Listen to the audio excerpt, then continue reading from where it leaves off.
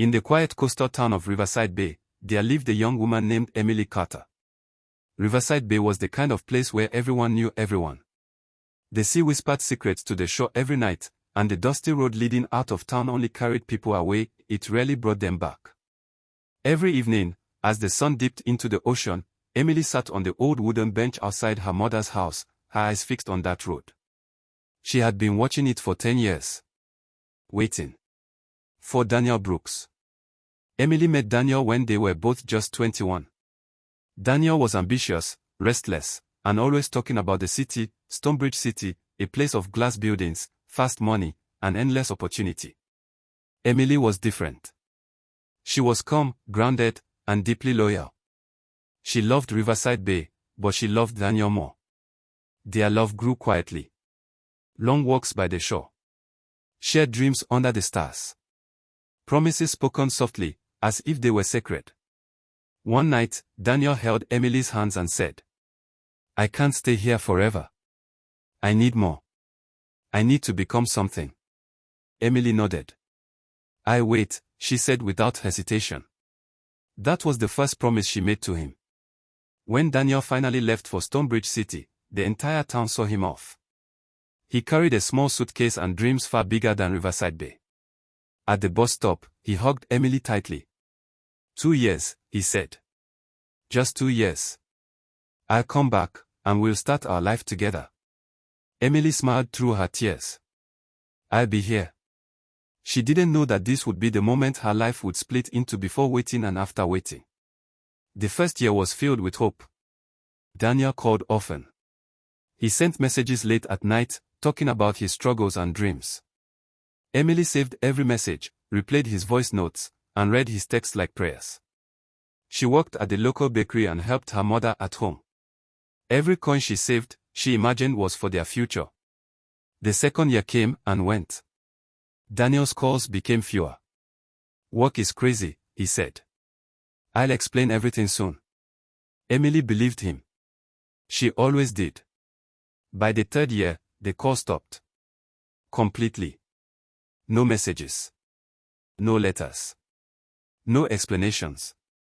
People started talking. Emily, you're wasting your youth. City men don't come back. You need to move on. Suitors came, local fishermen, shop owners, even a teacher from Greenwood Town. Emily rejected them all. My heart is still taken, she said. At night, doubt whispered cruel questions. What if he's forgotten me? What if he's dead? What if I was never important at all? Still, she waited. 5 years passed. Emily attended weddings that made her chest ache. She watched her friends carry babies while she carried memories. Her mother begged her. Love should not hurt like this. Emily smiled, but inside, she was breaking. Every evening, she returned to the bench. Waiting. In the 10th year, a rumor swept through Riverside Bay like fire. Daniel Brooks was doing well in Stonebridge City. Daniel Brooks had money. Daniel Brooks was married. Emily heard the news from a stranger at the market. Her hands went cold. That night, for the first time in 10 years, Emily did not sit on the bench. She stayed inside and cried until dawn. She wasn't crying because Daniel hadn't returned. She was crying because she had waited. Weeks later, a man arrived in Riverside Bay.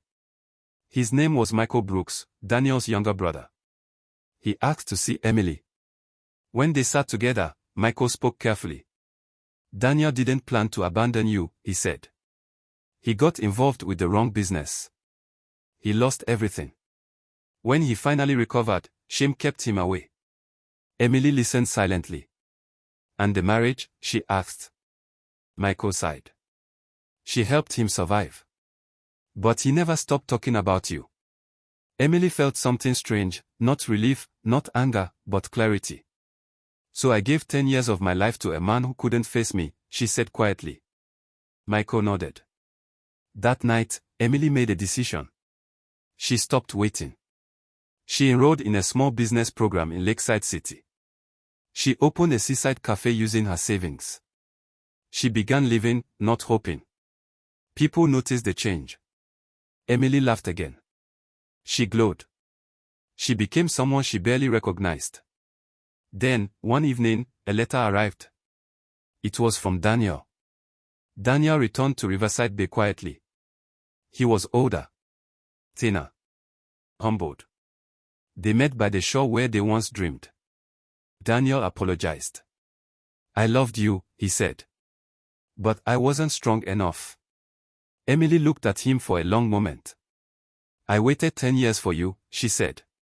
And in that waiting, I lost myself. I won't do that again. She forgave him.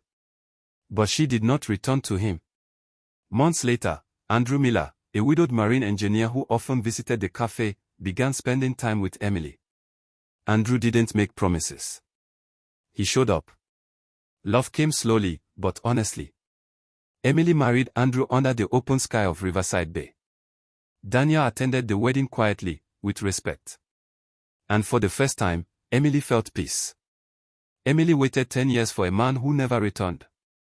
But her redemption didn't come from his return. It came from realizing that love should meet you halfway, and waiting should never cost you your life.